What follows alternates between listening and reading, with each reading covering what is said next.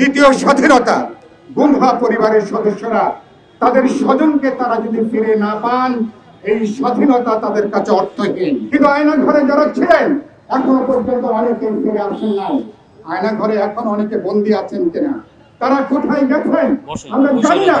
আমরা সমস্ত তথ্য দেশবাসী, জনগণ, পরিবারগুলো আমরা দেখতে চাই। তদন্ত কমিটি করাটাই যথেষ্ট নয়। এই তদন্ত কমিটি একই সাথে এই গুমের সাথে যারা যুক্ত তাদেরকে চিহ্নিত করা খুবই জরুরি। এই গুমের সাথে, এই গুমের ব্যাপারে যাদের কমান্ড রেসপন্সিবিলিটি, যারা প্রধান নির্দেশ দানকারী, সরকার প্রধান থেকে শুরু করে র্যাব, পুলিশ সহ গোয়েন্দা সংস্থা, আইন শৃঙ্খলা রক্ষাকারী বাহিনী, যাদের কমান্ড রেসপন্সিবিলিটি আছে, যাদের প্রধান দায় দায়িত্ব আছে, তাদেরকে চিহ্নিত করা দরকার এবং তাদের কাছে জবাবদিহিতা চেয়ে তাদেরকে আইনের আদালতে তারা যেন সোপর্দ হতে পারেন। তদন্ত কমিটির এখতিয়ারের মধ্যে এই বিষয়টা সুনির্দিষ্টভাবে যুক্ত করা দরকার। আর একটা কথা পরিষ্কার করে বলতে চাই, আমরা 5 তারিখের পরে নতুন ভাবে যে জাগরণ তৈরি হয়েছে, যে অভ্যুত্থান তৈরি হয়েছে, একটা গণতান্ত্রিক বিপ্লবের যে পরিবেশ তৈরি হয়েছে, এমনকি অনেকে স্বাধীনতা হিসেবে এটাকে আখ্যায়িত করছেন। দ্বিতীয় স্বাধীনতা গুমহা পরিবারের সদস্যরা তাদের স্বজনকে তারা যদি ফিরে না পান, এই স্বাধীনতা তাদের কাছে অর্থহীন। এই গুমের পরিবারে মা, ভাই, বোন, শিশু, তাদের আপনজনকে তারা যদি ফিরে না পান, তাহলে এই স্বাধীনতা তাদের কাছে একেবারেই কাগজের বিষয় হয়ে দাঁড়াবে। সরকারকে আমরা পরিষ্কার করে বলতে চাই, আগামী কয়েক মাসে আপনাদের অগ্রাধিকারের মধ্যে যে বিষয়গুলো থাকবে গুরুত্বপূর্ণ হচ্ছে গুম হওয়া পরিবারের স্বজনদেরকে অনতিবিলম্বে তাদের কাছে ফেরত দেবেন।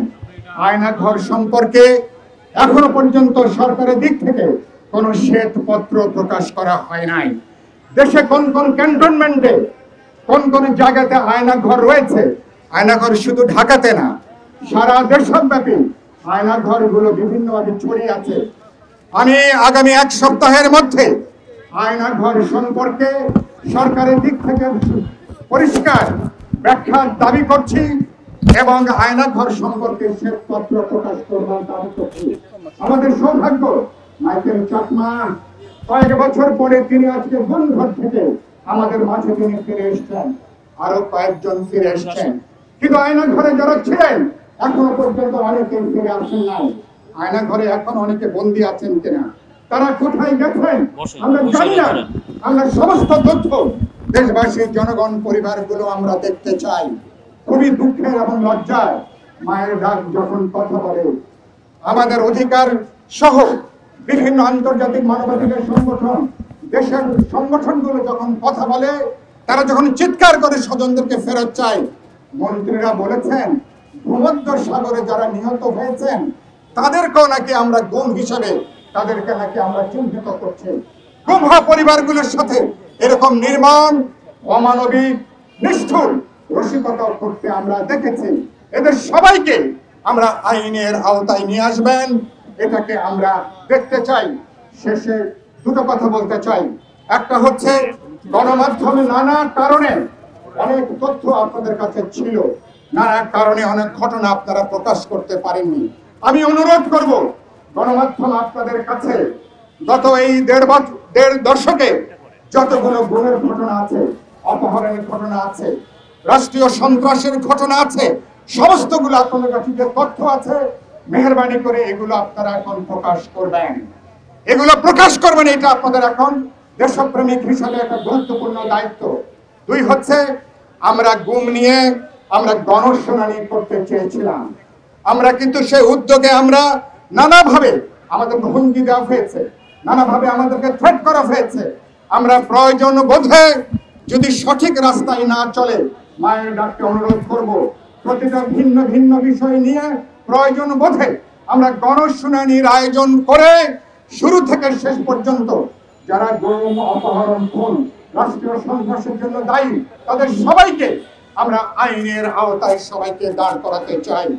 আর যারা এটাকে রাজনৈতিকভাবে আশ্রয় দিয়েছেন, যারা এটাকে সমর্থন জুগিয়েছেন, নানাভাবে এই ফ্যাসিবাদের যারা রাজনৈতিক সহযোগী, যারা নানাভাবে এটাকে আইনগতভাবে যারা সহযোগিতা করেছেন, প্রত্যেককে আইনের আওতায় এনে, আইনি হেফাজতে এনে তাদেরকে তদন্ত, তাদের চার্জশিট এবং তাদের দৃষ্টান্তমূলক বিচার আমরা দেখতে চাই।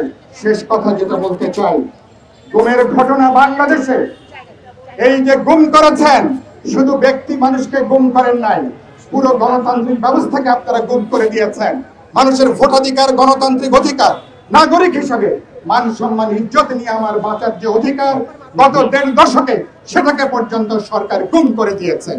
একজন ব্যক্তির যে কোনো ভাবে ক্ষমতায় থাকার জন্য পুরো দেশটাকে একটা ভয়াবহ বিপদের দিকে আজকে তারা ঠেলে দিয়েছেন।